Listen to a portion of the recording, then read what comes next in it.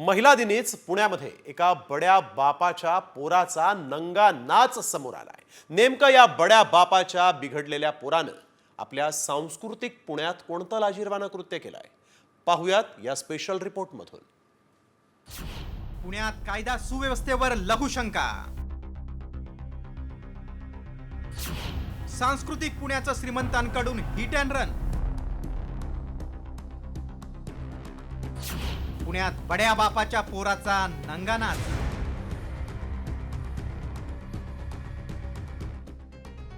ही दृश्य लाज आणणारी आहेत, त्यामुळे आम्ही आपल्याला ही दृश्य स्पष्ट दाखवू शकत नाही।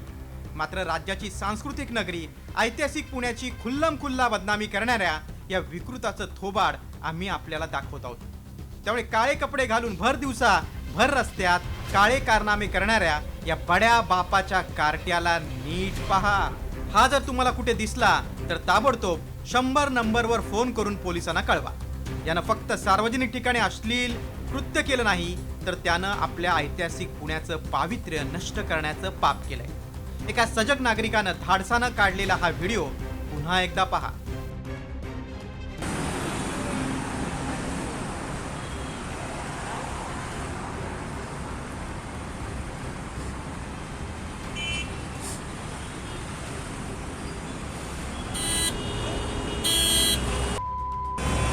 नाम तुला दाखवतो।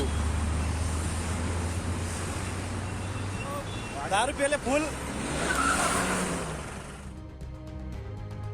गौरव आहुजा या माथेफिरू श्रीमंत बापाच्या माजोरड्यानं दारू पिऊन महागडी BMW चालवली। त्यावेळी शास्त्रीनगरच्या चौकात भर रस्त्यात गाडी थांबून सिग्नलवर लघुशंका केली। यावेळी त्याला रोखणाऱ्या सजग नागरिकांसोबत या बड्या बापाच्या माथेफिरू लेकानं अतिशय हिणकस प्रकार केला। मध्यधुंद अवस्थेतील हा गौरव आहुजा आपल्या आजूबाजूला महिला आहेत हेही विसरला आणि गाडी पळवत निघून गेला। प्रकार खूप वाईट घडलाय। एक BMW चालवणारा चालक आला होता आणि ते आता एक असली चाळी करत भर रस्त्यावरती लगेच करत होता आणि तो आणि त्याचा मित्र दोघंही दारू पेले होते आणि ते फुल स्पीडने वाघोळीच्या दिशेने निघून गेले आहेत। यानंतर गौरव आहुजाच्या बापानं इमोशनल ड्रामा करत प्रतिक्रिया दिली आणि माझ्या मुलानं माझ्या तोंडावर लघुशंका केली असं म्हणत सहानुभूती मिळवण्याचा प्रयत्न केला। मात्र या गौरव आहुजाच्या परिवाराची पार्श्वभूमी ही देखील वादग्रस्त आहे। आरोपी गौरव आणि त्याचे वडील मनोज आहुजावर क्रिकेट बेटिंगचा आणि खंडणीचे गुन्हे दाखल आहेत। याआधी दोघांना जेलवारी झाल्याची माहिती समोर आली। लॉटरी हा आहुजा परिवाराचा पिढीजात व्यवसाय, सध्या हॉटेलचा व्यवसाय आहे। क्रिकेट बेटिंगच्या अवैध व्यवसायात आहुजांचा सहभाग आहे। हा व्हिडिओ समोर आल्यानंतर पुण्यातील पोलिसांच्या कार्यक्षमतेवर प्रश्न उपस्थित झाले, कारण गुन्हा घडून त्याचा व्हिडिओ समोर येऊनही पोलिसांनी या आरोपीला अटक तर सोडाच साधा गुन्हा देखील दाखल केला नव्हता। जी क्लिप आहे ती प्रसार माध्यमांवर व्हायरल झाल्यानंतर पोलिसांना त्याबाबतची माहिती समजलेली आहे। CCTV फुटेजच्या आधारे आपण संबंधितचे नाव निष्पन्न केलेले आहे आणि त्या अनुषंगानं पोलीस स्टेशन येरवडा या ठिकाणी गुन्हा दाखल करण्याची प्रक्रिया चालू आहे। बहुधा अल्पवयीन नाहीत, आत्तापर्यंत जी माहिती आहे त्याप्रमाणे अल्पवयीन नाहीत, मेजर आहेत ते। आपण त्याचे राहते घरं आहेत, त्याचे काही नातेवाईक आहेत, त्याचप्रमाणे पुण्याच्या बाहेर काही त्याचे मित्रमंडळी आहेत, त्यांच्याकडे आपण त्यांचा शोध घेत आहोत। पुणे हे राज्याचं सांस्कृतिक शहर। या शहरावर सध्या गँगवॉर आणि बलात्कार आणि श्रीमंत बापाच्या लेकरांनी संकट आणलं। या घटनांमुळे पुण्याचं नाव देशात बदनाम होतंय। मात्र यात कुठलं सोयरसूतक पोलिसांना नाही असं म्हटलं तरी चुकीचं नाही, कारण पोलिसांच्या नाकावर टिच्चून होणारे गुन्हे आणि पोलिसांचा पुण्यात संपलेला धाक हा पुण्याला बिहारकडे घेऊन जातोय। युअर टाइम स्टार्ट नाऊ असं पोलिसांना म्हणण्याची वेळ आली आहे। ब्युरो रिपोर्ट, साम TV मराठी। तर या प्रकरणातील माजुरडा हा तरुण जो आहे गौरव आहुजा आणि त्याचा बाप मनोज आहुजा यांचीही गुन्हेगारी पार्श्वभूमी समोर आली। आहुजा बाप लेक जुगाराच्या धंद्यात सक्रिय असल्याची गंभीर बाब समोर येते। पोकर गेम, क्रिकेट सामन्यांचं बेटिंग आणि मटक्याच्या धंद्यात दोघेही सक्रिय असल्याचं बोललं जात आहे। मनोज आहुजावर गुन्हा दाखल होऊन अटकही झाल्याचं आता कळत आहे। तर आहुजा बाप लेक जे आहेत ते जुगाराच्या अवैध धंद्यात आहेत। मनोज आहुजा हा त्याचा बाप आणि त्याचा मुलगा हे दोघे गुन्हेगारी पार्श्वभूमीचे असल्याची माहिती समोर आलेली आहे। त्यामुळे बाप बेट्यावर आता काय कारवाई होते हे पाहणं महत्त्वाचं असेल। तर पुण्यातील या माजुरड्या गौरव आहुजाची गुन्हेगारी पार्श्वभूमी समोर आली. गौरव आहुजावर जुगार आणि अपहरणाचा गुन्हा दाखल आहे. हा गौरव आहुजा क्रिकेट बेटिंग घेणाऱ्या टोळीचा सदस्य असल्याची माहिती समोर येते आहे. बेटिंगच्या व्यसनात अनेक तरुणांना गौरव आहुजानं कर्जबाजारी केलं होतं, असाही आरोप आहे. पैशांच्या वसुलीसाठी तरुणांचं अपहरण केल्याचीही माहिती समोर आलेली आहे. तर या बाप बेट्याची गुन्हेगारी हिस्ट्री जी आहे त्यावर एक नजर टाकूयात. गौरव आहुजावर जुगार आणि अपहरणाचा गुन्हा. गौरव 20 वर्षांचा असतानाच त्याच्यावर गुन्हा दाखल झाला. क्रिकेटवर बेटिंग घेणाऱ्या टोळीचा तो सदस्य आहे. पुण्यातील गुंड सचिन पोटेच्या नेतृत्वात तो बेटिंग करायचा. कॉलेजच्या तरुणाईला बेटिंगच्या जाळ्यात त्यानं ओढलेलं आहे. बेटिंगच्या व्यसनामुळे अनेक तरुण कर्जबाजारी झाले. कर्जाच्या वसुलीसाठी तरुणांचं अपहरण देखील त्यानं केलेलं आहे. अपहरणा प्रकरणी गौरव सचिन पोटेसह 4 अटक करण्यात आली. आहुजा बाप लेक जुगाराच्या धंद्यात सक्रिय होते. पोकर गेम, क्रिकेट सामन्यांचे बेटिंग आणि मटक्याचा त्याचा व्यवसाय होता. जुगाराच्या धंद्यात मनोज आहुजालाही अटक झाली होती. जुगाराच्या पैशातून आहुजा बाप लेकाची हॉटेल व्यवसायामध्ये गुंतवणूक देखील करण्यात आलेली आहे.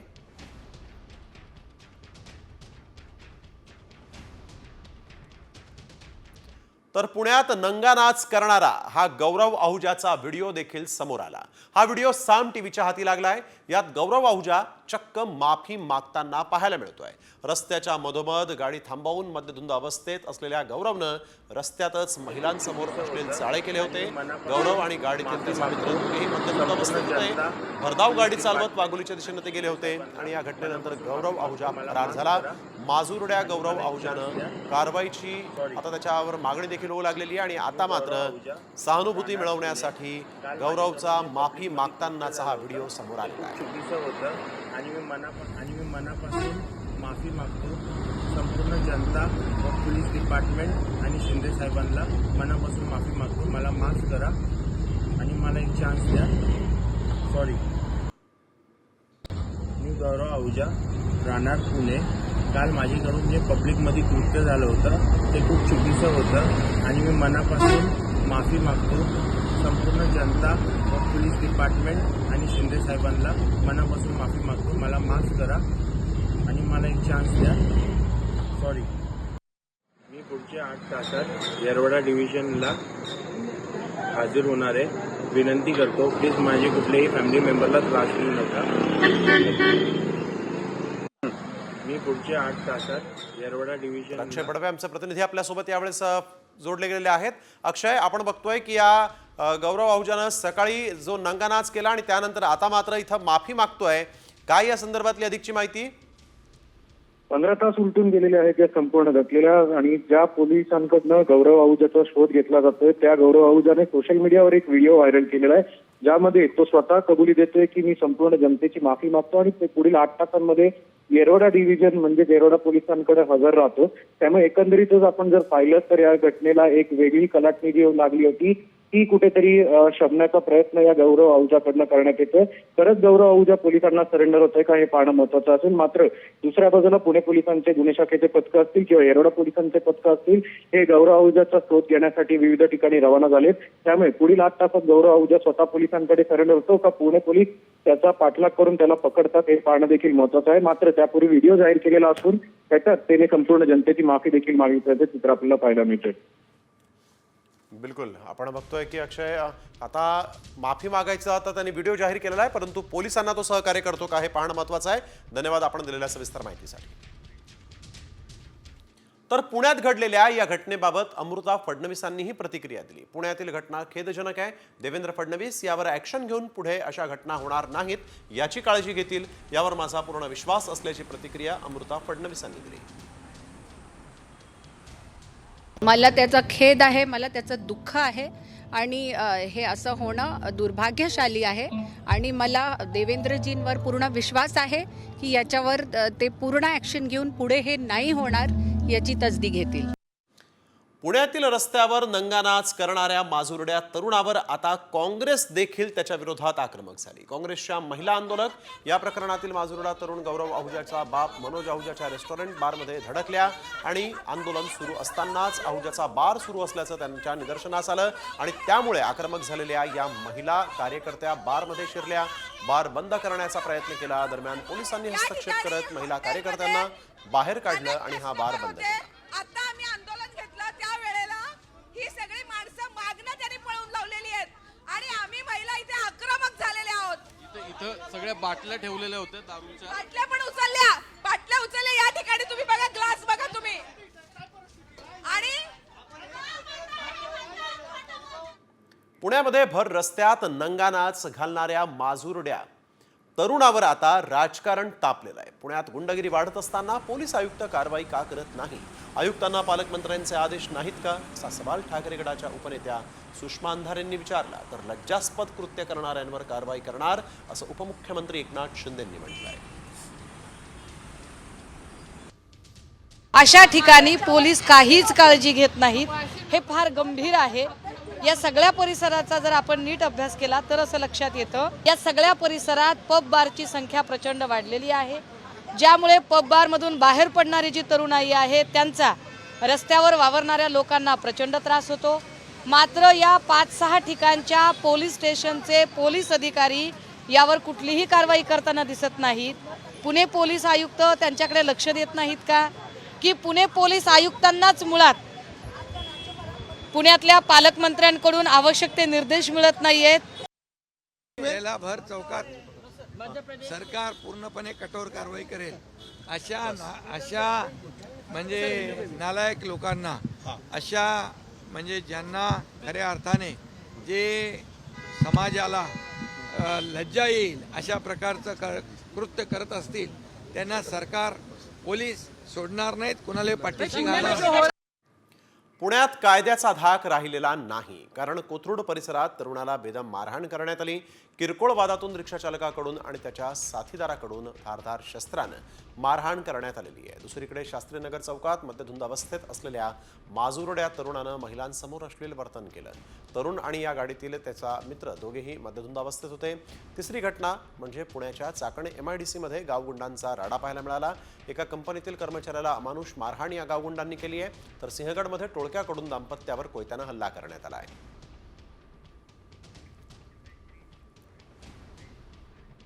पुण्याच्या चाकण MIDC मध्ये गावगुंडांचा राडा पाहायला मिळाला. एका कंपनीतील कर्मचाऱ्यांना मारहाण करण्यात आली आणि या मारहाणीचं कारण अद्यापही अस्पष्ट आहे. मात्र पुण्यात दिवसेंदिवस गुंडगिरी वाढत चालल्याचं दिसतंय.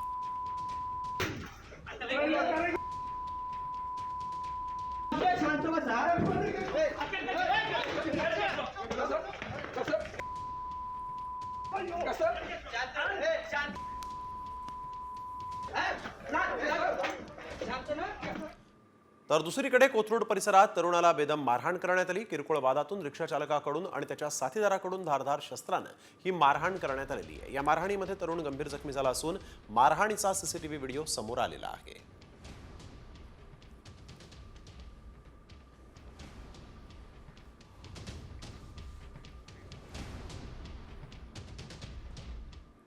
तर टोळक्याकडून दाम्पत्यावर पुण्यात कोयत्यानं हल्ला करण्यात आला. पुण्यातील सिंहगडमधील ही धक्कादायक घटना आहे. किरकोळ वादातून ही मारहाण झालेली आहे. हल्ल्यामध्ये तरुण गंभीर जखमी झाला. हा तरुण गंभीर जखमी झाला आहे. त्याच्यावर रुग्णालयात उपचार सुरू आहेत.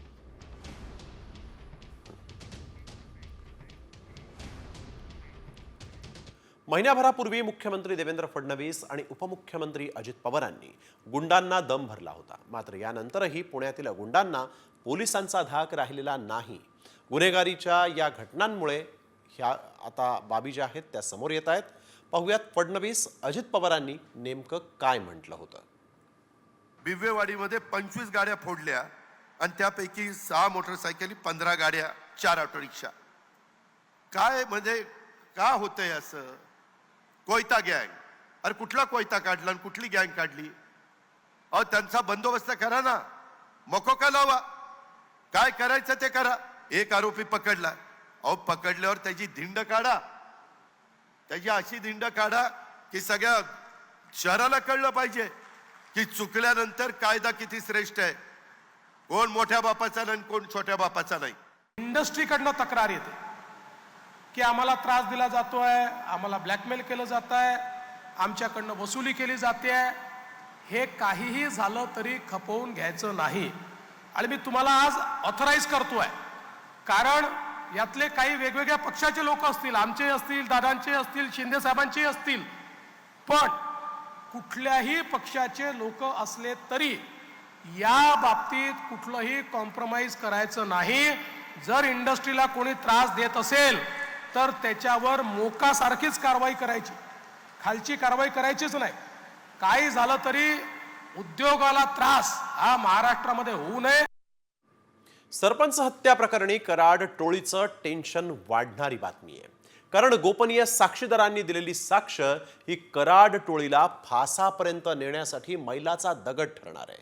मात्र या गोपनीय साक्षीदारांच्या जबाबामध्ये नेमकं काय आहे, देशमुखांच्या हत्येचा कट कसा रचला गेला, पाहूयात या स्पेशल रिपोर्टमधून.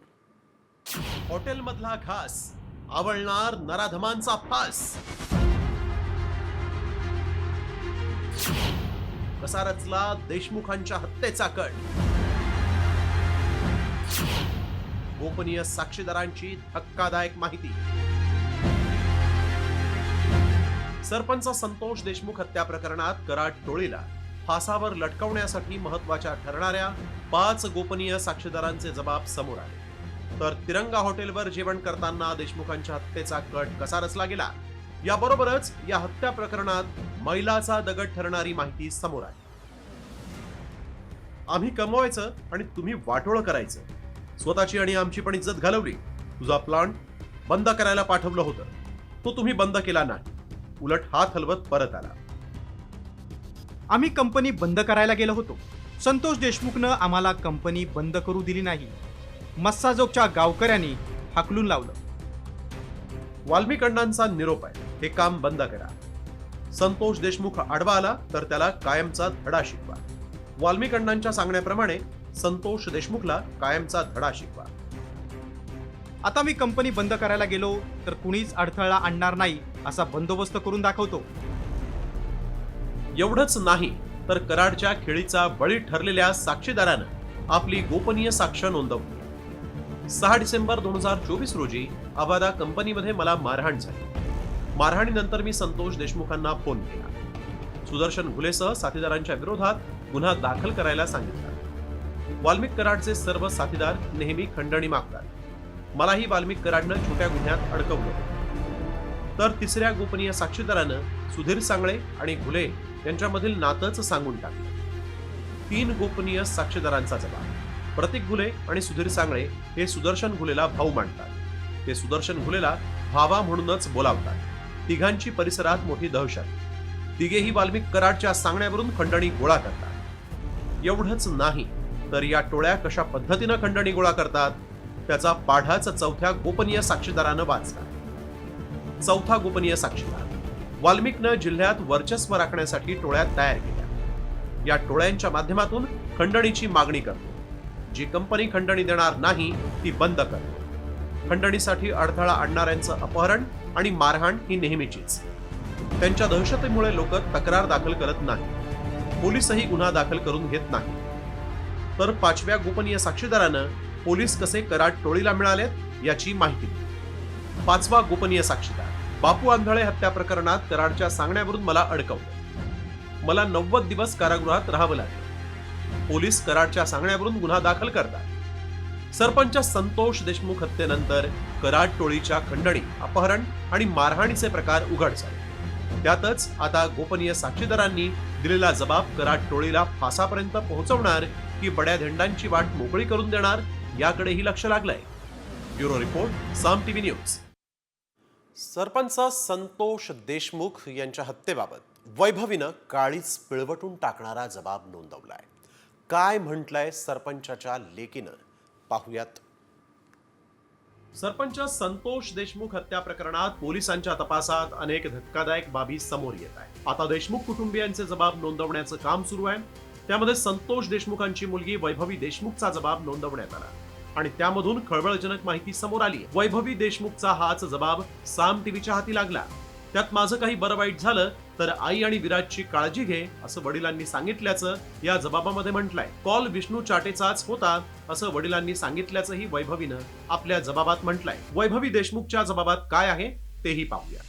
भाऊ, एवढं काही झालं नाही, कशाला एवढं ताणता भाऊ, जीवावर का उठता, असं वडील फोनवर बोलत असल्याचं वैभवीनं सांगितलंय. माझं काही बरं वाईट झालं तर आई आणि विराजची काळजी घे असं वडिलांनी सांगितलं असंही वैभवीचं म्हणणं आहे. 10 ते 12 मिनिटं हा कॉल सुरू होता. कॉल आरोपी विष्णू चाटेचा असल्याचं वडिलांनी सांगितल्याचं वैभवीनं आपल्या जबाबात नोंदवलं. त्यामुळे आता कराड गँगच्या अडचणीत आणखीनच वाढ होणार असल्याचं दिसतंय. तर सरपंच संतोष देशमुखांच्या अंगावर 150 जखमा नेमक्या कोणत्या हत्याराच्या होत्या, कशा पद्धतीची ही हत्यार बनवण्यात आली होती, सरपंच संतोष देशमुख यांच्या हत्येसाठी वापरलेल्या हत्याराची रेखाचित्र समोर आलेली आहेत. सीआयडीनं दोषारोप पत्रात कल्पनाचित्र रेखाटलेली आहेत. पाईप, वायर लावलेली मूठ, गज, लाकडी दांड्याची हत्यारं असल्याचं इथं समोर आलेलं आहे. गॅसच्या पाईपला वळवून मूठ तयार करण्यात आली होती. तसंच लोखंडी पाईपला क्लच वायर लावण्यात आली होती. ऊसतोड मुकादमाचं देखील अपहरण करून याच हत्यारानं मारहाण त्याला केली होती.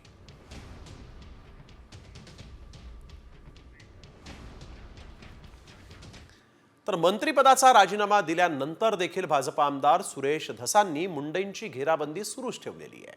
त्यामुळे मुंडेंचा पाय आणखीन खोलात जाण्याची शक्यता आहे. मात्र सुरेश धस यांनी मुंडेंवर काय आरोप केले आणि धस मुंडेंविरोधात कसा फास टाकणार आहेत पाहूयात या रिपोर्टमध्ये. मुंडेंना कृषी घोटाळा भोवणार, धसांचा डाव मुंडेंवर घाव, धनंजय मुंडेंचा पाय खोलात. मंत्रिपदाच्या राजीनाम्यानंतर आता धनंजय मुंडेंचा पाय आणखी खोलात जाण्याची शक्यता आहे. कारण भाजप आमदार सुरेश धसांनी मुंडेंविरोधात जोरदारपणे आघाडी उघडत थेट 300 कोटींच्या कृषी घोटाळ्याचा आरोप केलाय आणि आता थेट ईडीकडे तक्रार दाखल करण्याची तयारी केली आहे. धसांनी मुंडेंवर कोणते आरोप केलेत पाहूयात. याशिवाय मुंडे आणि कराडनं 200 कोटींची रक्कम परस्पर उचलली. नॅनो युरियामध्ये 21 कोटी 26 लाखांचा भ्रष्टाचार केला. नॅनो डीएपीत 56 कोटी 76 लाखांचा घोटाळा केला. बॅटरी खरेदीत 45 कोटी 53 लाख रुपये लाटले आणि कापूस साठवण बॅगेत 180 कोटींचा घोटाळा केला असाही आरोप सुरेश धसांनी केलाय.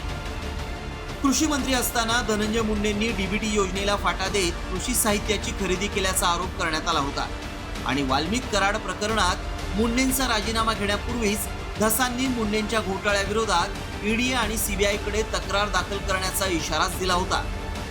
सीबीआय, ईडी, राज्याची एसीबी, त्याच्यानंतर मुख्यमंत्री महोदयांशी बोलेल मी, आणखी कोणती एजन्सी त्याच्याकडे मुख्यमंत्र्यांकडे तक्रार करेल. 25 कोटी 180 कोटीचा इकडचा आणि इकडचा 100 कोटीचा आणि बॅगचा 25 कोटीचा, असा जवळजवळ 200 आणि हा 100 300 कोटी रुपयापर्यंत भ्रष्टाचार जातो हा. सुरेश धसांनी मुंडेंविरोधात मोर्चा उघडल्यानंतर त्यांना मंत्रिपदाचा राजीनामा द्यावा लागला.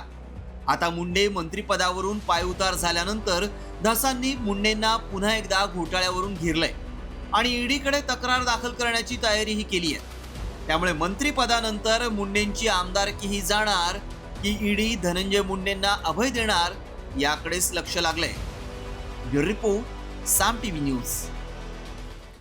वाल्मिक कराडनं आवादा पवनचक्की प्रकल्पाला 2 कोटी रुपयांच्या खंडणीची मागणी केल्याची धक्कादायक माहिती समोर आली. धनंजय मुंडे यांच्या जगमित्र कार्यालयातून खंडणीची मागणी केल्याचं दोषारोप पत्रातून समोर आलंय. ही माहिती पुरवणी जबाबामध्ये समोर आली आणि ज्या खंडणीमुळे सरपंच संतोष देशमुख यांची हत्या झाली हीच ती खंडणी आहे की जगमित्र कार्यालयामध्ये मागण्यात आली अशी माहितीही समोर येते. त्यामुळे कराड आणि धनंजय मुंडेंच्या अडचणीत आणखीन वाढ झालेली आहे.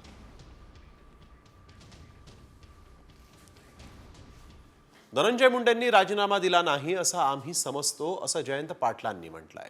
धनंजय मुंडेंनी राजीनामा दिल्याचं मुख्यमंत्री देवेंद्र फडणवीसांनी सभागृहाबाहेर जाहीर केलं. मात्र सभागृहामध्ये राजीनाम्याची माहिती देणं अपेक्षित आहे. 5 दिवस उलटून गेल्यानंतर देखील त्यांच्या राजीनाम्याबाबत सभागृहाला कोणतीही माहिती नाही असं जयंत पाटलांनी म्हटलंय. राजीनामा मिळालेला आहे आणि आम्ही तो स्वीकारलेला आहे. याचा अर्थ त्यांचा राजीनामा झालेला आहे ती माहिती 5 दिवस झाले सभागृहाला अजून माननीय विरोधी मुख्यमंत्र्यांनी देणं अपेक्षित आहे, ते दिलेलं नाही. हे त्यांच्या मंत्रिमंडळात कोण आहे आणि कोण नाही आहे हे स्पष्टीकरण त्यांचा राजीनामा झाल्या देणं आवश्यक होतं. ज्या अर्थी त्यांनी जाहीर केलेलं नाही अजून आणि सभागृहाला अवगत केलेलं नाही, त्या अर्थी आम्ही असं समजतोय की त्यांचा राजीनामा अजून झालेला नाही. बीडचा खोक्या महाराष्ट्राचा वीरप्पन निघाला असं आम्ही म्हणतोय. खोक्याच्या घरी पोलिसांना नेमकं खोक्यांमध्ये काय मिळालं आणि खोक्या नेमका कुठं आहे पाहूयात या स्पेशल रिपोर्टमध्ये. वन्य प्राण्यांचा कर्दनकाळ, बीडचा खोक्या.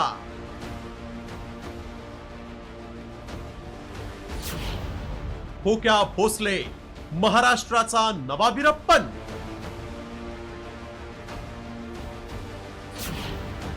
धसांचा शिकारी खोक्या अद्याप पिंजऱ्याबाहेर. ही जीवघेणी हत्यारं जरा नीट निरखून पहा. हीच ती हत्यारं आहेत जी वन्य प्राण्यांवर सपासप चालवून त्यांना जीवे संपवत होती. याच हत्यारांनी अनेक निष्पाप मुक्या प्राण्यांना संपवलं. ही तीच हत्यारं आहेत ज्यांनी बीडच्या शिरूरमधील खोक्याच्या सफेद कॉलरचा बुरखा फाडून त्याचा पर्दाफाश केलाय.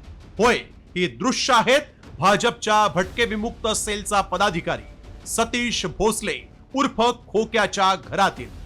यात वन्य प्राण्यांच्या मांसासह धारधार शस्त्र, जाळी, वाघूर आणि बरच काही आढळलंय. नेमकी ही कारवाई कोणी केली आणि त्याच्या घरात काय सापडलं पाहूयात ग्राफिक्सच्या माध्यमातून. सतीश उर्फ खोक्या भोसलेच्या घरी 40 वनाधिकाऱ्यांची धाड. छाप्यामध्ये 3 कोयते, पिंजरे सापडले. मोर पकडण्याचं जाळं छाप्यात सापडलं. हरिण पकडण्याचा फास वन विभागाला सापडला. लोखंडी प्लेट्स आणि सुकं मांसही सापडलं.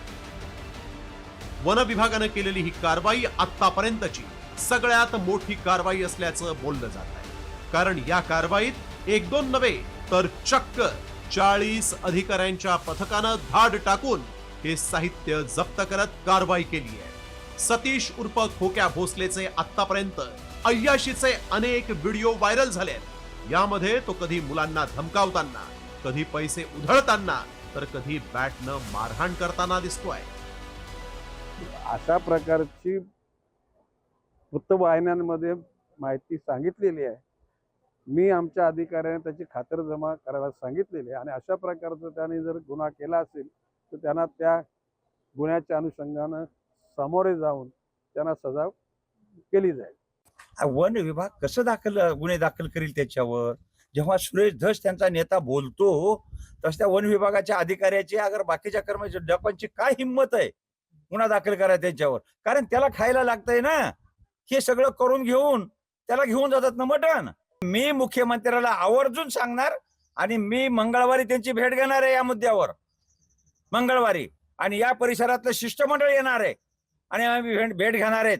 त्या ठिकाणी सहआरोपी हा सुरेश धस सुद्धा झाला पाहिजे. दुसऱ्याला म्हणतो अक्का, आता हे तर अक्काचा अक्का झाला ना, अक्काचा अक्का झाला. पण आता वन विभागानं केलेल्या कारवाईत हा खोक्या भोसले शिकारी करून वन्य प्राण्यांची तस्करी करत असल्याचाही संशय बळावतोय. कारण केवळ हरिण, काळवीट, सशांसोबत तो मोरांचीही शिकार करत होता. त्यामुळे त्याच्यावर आता कारवाईचा फास आवळला जातो. तशी माहिती वनमंत्र्यांनीही दिली. खोक्याच्या शिकारीचं मांस हे सुरेश धसांच्या ताटात जातं असं म्हणत सुरेश धसांवर देखील आता आरोप करण्यात येतोय. सरपंच हत्या प्रकरणावरून बीडमधील गँगवॉर आणि ढासळलेली कायदा सुव्यवस्थेचं दर्शन अवघ्या राज्याला झालं. त्यामुळे आणखीन किती वाल्मिक कराड आणि खोक्या राज्याच्या कायदा सुव्यवस्थेला पायदळी तुडवत अजूनही मोकाट फिरतायत यावर गृह विभागानं आत्मचिंतन करायलाच हवं. राष्ट्रीय पक्षाची शिकार करणारा खोक्या हा राष्ट्रीय पक्षाचा पदाधिकारी आहे. त्यामुळे या खोक्याचं पॅकिंग करून त्याची रवानगी थेट तुरुंगात कधी होणार याकडे राज्याचं लक्ष लागलंय. ब्युरो रिपोर्ट, साम टीव्ही मराठी.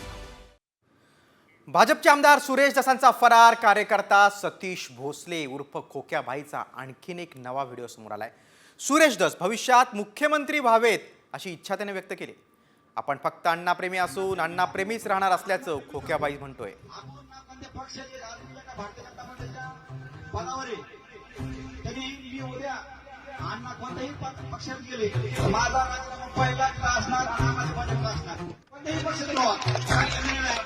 आपलं फक्त अण्णाप्रेमी राहून आणि अण्णाप्रेमी राहतो. आपण ना कोणत्या पक्षाचे राजकीय का भारतीय जनता पक्षाच्या पदावर आहे तरी मी उद्या अण्णा कोणत्याही पक्षात गेले माझा राजीनामा पहिला असणार असणार. बीडच्या शिरूर येथील सतीश भोसले उर्फ खोक्या भाईवर गुन्हा दाखल करण्यात आलाय. मात्र तो अद्याप फरार आहे. त्याला अटक न केल्याच्या निषेधार्थ आता उद्या शिरूर शहर बंदची हाक देण्यात आली आहे. तसंच आक्रोश मोर्चा देखील काढण्यात येणार आहे. वन विभागानं चौकशी करून वन्यजीव कायद्यानुसार गुन्हा दाखल करावा अशी मागणी आता करण्यात आली. सतीश भोसलेच्या इतर अवैध धंद्यांचा शोध घ्यावा अशी देखील मागणी करण्यात आली. याच खोक्याविरोधात आता उद्या शिरूर बंदची हाक देण्यात आली. खोक्याचे अनेक व्हिडिओ अनेक कारनामे समोर आलेत. त्यानंतर नागरिक संतप्त झालेत.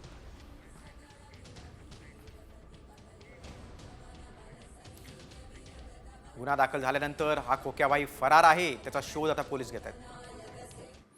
दरम्यान हरणाची शिकार करणाऱ्या सतीश भोसलेला जेलमध्ये टाका, त्याला मी शिक्षा देईन अशी पोस्ट लॉरेन्स बिश्नोई नावाच्या फेसबुक अकाउंटवरून करण्यात आली. खोक्या भोसलेनं हरिणाची शिकार केल्याची समोर आली आहे. त्यामुळे लॉरेन्स बिश्नोईनं सलमान सारखीच भोसलेला पाहून घेण्याची धमकी दिलेली आहे. गँगस्टर बिश्नोईची फेसबुक अकाउंटवरून हा मेसेज आहे, धमकी आहे.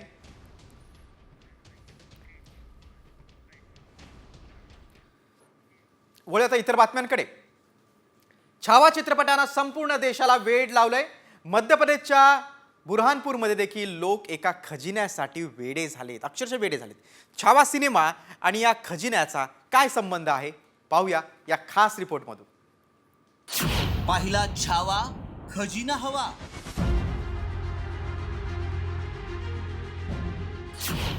टॉर्चच्या प्रकाशात खोदले 100 खड्डे.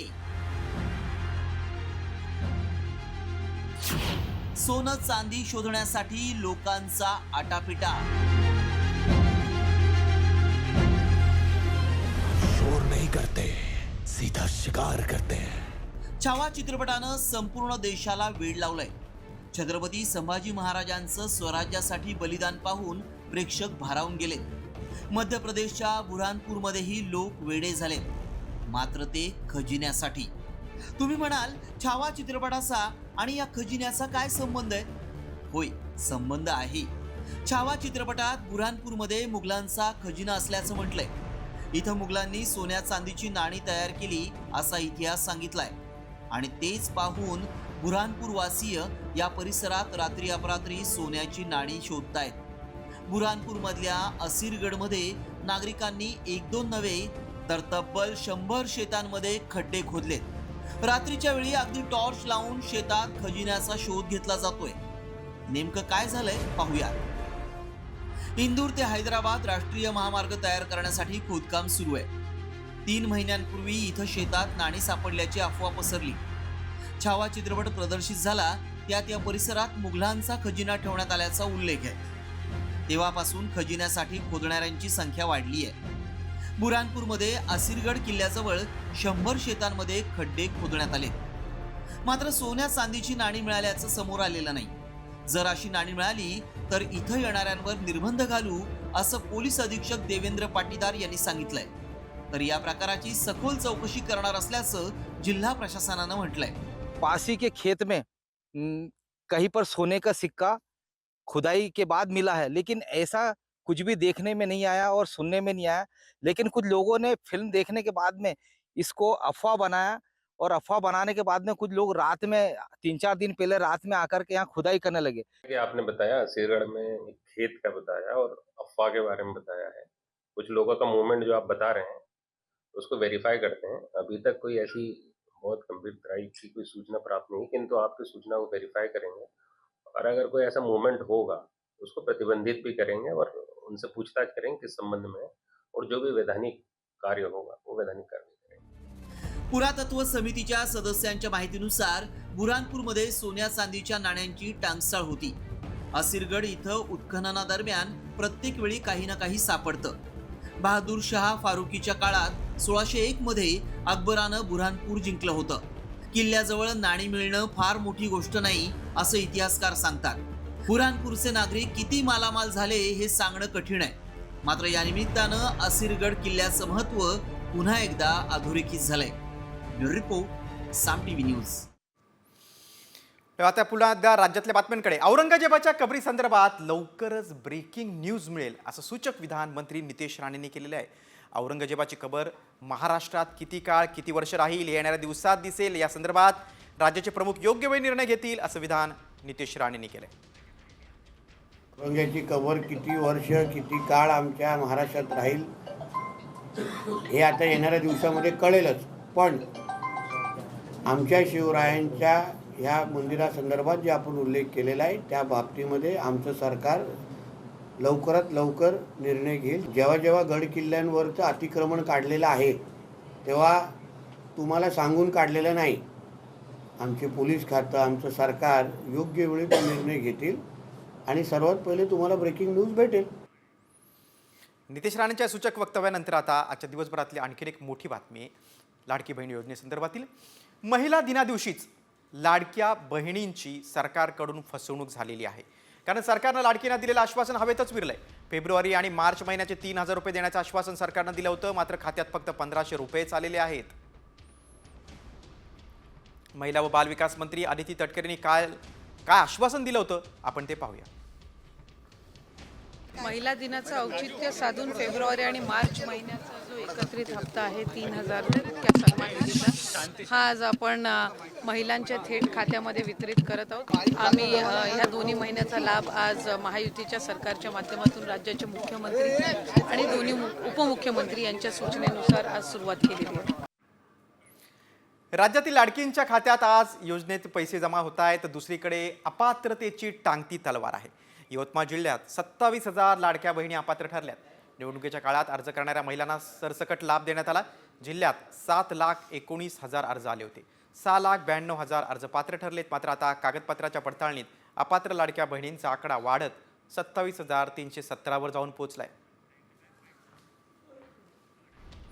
तर दुसरीकडे अमरावती जिल्ह्यातील लाडक्या बहिणींना देखील मोठा धक्का बसलाय. कारण मुख्यमंत्री माझी लाडकी बहीण योजनेत तब्बल 22,068 बहिणी अपात्र ठरल्या. तर 35 महिलांनी स्वतःहून योजनेचा लाभ सोडलाय. अमरावती जिल्ह्यात 6,98,536 महिला पात्र ठरल्यात.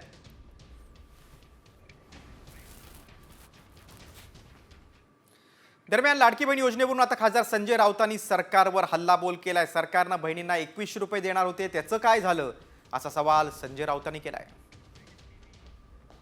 लाडकी बहीण योजना ही सुद्धा किती फसवी आहे हे सुद्धा आपण निवडणुकीनंतर पाहिलंय. 2100 रुपये देणार होते लाडक्या बहिणींना, निवडणुकीनंतर ताबडतोब आता संबंधित खात्याच्या ज्या मंत्रीबाई आहेत त्याही महिलाच आहेत. त्यांनी ते शक्य नाही सांगितलं की महिलांची फसवणूक आहे. मला काल काही वृद्ध कलाकार भेटले. लाडकी बहीण आल्यापासून ही योजना आल्यापासून वृद्ध कलाकारांना मानधन नाही, पेन्शन नाही, काही नाही. ही अवस्था या राज्याची आर्थिक अवस्था आहे. आता रोहिणी खडसेंच्या विधानाकडे वळूया. महिलांना एक खून माफ करा अशी खळबळजनक मागणी शरद पवारांच्या राष्ट्रवादीच्या महिला आघाडीच्या प्रदेशाध्यक्ष रोहिणी खडसेंनी राष्ट्रपतींकडे केलेली आहे. मात्र ही मागणी त्यांनी का केली आहे आणि या मागणीवर सत्ताधाऱ्यांनी काय प्रतिक्रिया दिली पाहूयात या खास रिपोर्टमधून. महिलांना एक खून माफ करा.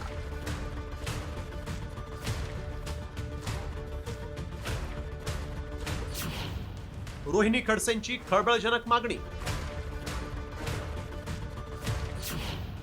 खडसेंचं थेट राष्ट्रपतींना पत्र.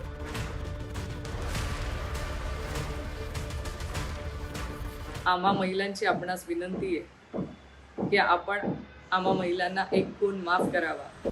ऐकलं, राज्यात महिला अत्याचाराच्या घटनांमध्ये वाढ होत असताना महिला सुरक्षेसाठी कठोर कायदे करण्याची मागणी केली जाते.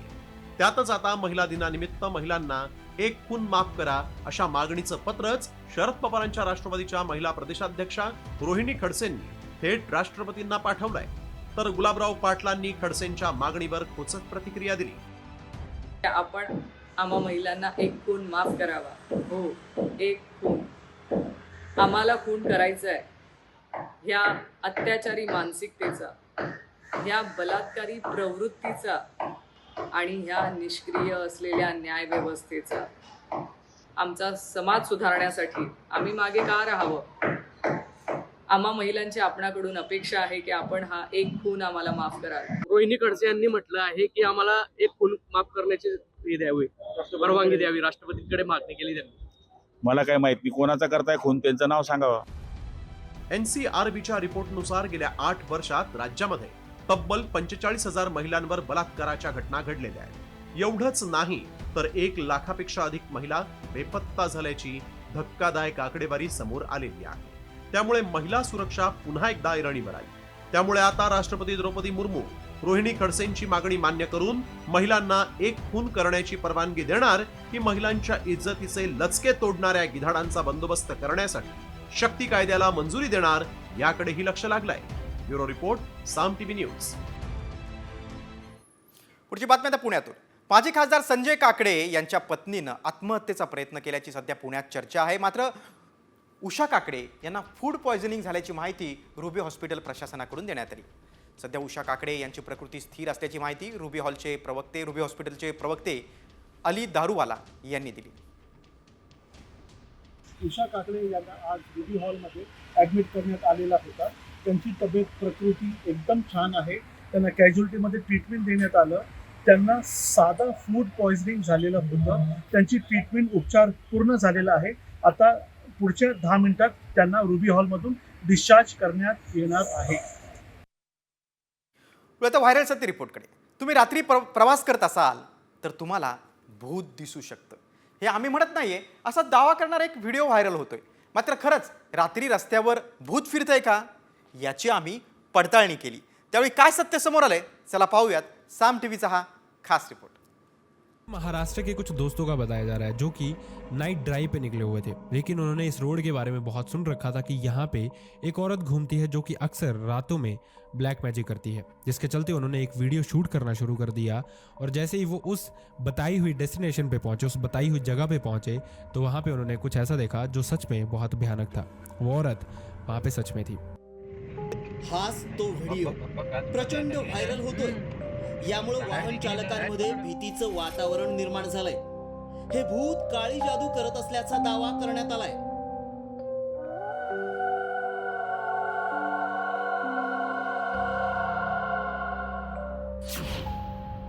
घाटातील रस्त्यावर फिरतंय भूत.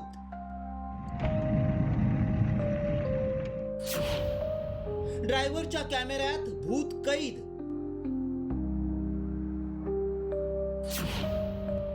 व्हायरल व्हिडिओ मागचं सत्य काय? व्हायरल होत असलेला व्हिडिओ कारमधील व्यक्तीनं बनवल्याचं दिसतंय. त्यात रात्रीच्या अंधारात भूत सदृश्य एक लाल साडी घातलेली महिला दिसतीये. हा यवतमाळचा करळगाव घाट असल्याचा दावा करण्यात आलाय. या घाटात अनेकदा अपघात घडतात. अनेकांचे या घाटात जीव गेलेत. त्यामुळे अशा अपघातातील एखाद्या मृत व्यक्तीचाच हा भटकता आत्मा असावा अशी चर्चा सुरू आहे. हा विषय गंभीर आहे. त्यामुळे याची शहानिशा करण्यासाठी आमचे प्रतिनिधी संजय राठोड थेट करळगाव घाटात पोहोचले. सध्या सोशल मीडियावर एक यवतमाळच्या करळगाव घाटातील एक विचित्र व्हिडिओ व्हायरल होत आहे. यामुळे सध्या नागरिकांमध्ये भीतीचं वातावरण निर्माण झालं आहे. मी सध्या करळगाव घाटामध्ये आहे आणि आपण अधिक जाणून घेणार आहोत नेमका साम टीव्हीच्या या व्हायरल सत्य पडताळणीमध्ये काय सत्य येतं हे जाणून घेणार आहोत. व्हिडिओत भूत असल्याचा दावा करण्यात आलाय त्या ठिकाणी आमचे प्रतिनिधी पोहोचले. मात्र दिवसा असं काही दिसलं नाही. गावातील काही व्यक्तींची त्यांनी भेट घेतली. त्यावेळी खरंच गावातील लोकांनी घाटात भूत पाहिलंय का हे जाणून घेतलं. व्हिडिओ व्हायरल झाल्यानंतर बऱ्याच लोकांनी पाहिल्या. त्याच्यानंतर त्यांनी शहानिशा करून ते पाहण्यात आल्यानंतर ते एक मनोरुग्ण एक महिला असल्याचं कळलं. पोलीस प्रशासनाने बहुतेक त्याची शहानिशा केली. ते असं निदर्शनात आढळून आलं की ती एक मनोरुग्ण महिला होती. त्या महिलेला तो मनोरुग्ण एक त्रास असल्यामुळं व्यक्ती लाल कलरची साडी घालून फिरत आहे असं त्या व्हिडिओमध्ये आपण बघतो आहे. त्यामुळं आमच्या पडताळणीत काय सत्य समोर आलं पाहूया. व्हिडिओत दिसणारी महिला भूत नाही. व्हायरल व्हिडिओत दिसणारी महिला मनोरुग्ण आहे. मनोरुग्ण महिलेचा व्हिडिओ व्हायरल करून भूत असल्याचा दावा करण्यात आलाय. लोकांना घाबरवण्यासाठी कुणीतरी खोडसाळपणा केलाय. त्यामुळे यवतमाळच्या करळगाव घाटात रात्री भूत फिरत असल्याचा दावा आमच्या पडताळणीत असत्य ठरलाय. भूत वगैरे काही नाही अशा प्रकारच्या अफवा पसरवणं अंधश्रद्धा निर्मूलन कायद्यानुसार गुन्हा ठरतो. त्यामुळं असा खोडसाळपणा करू नका. संजय राठोड, साम टीव्ही न्यूज, यवतमाळ.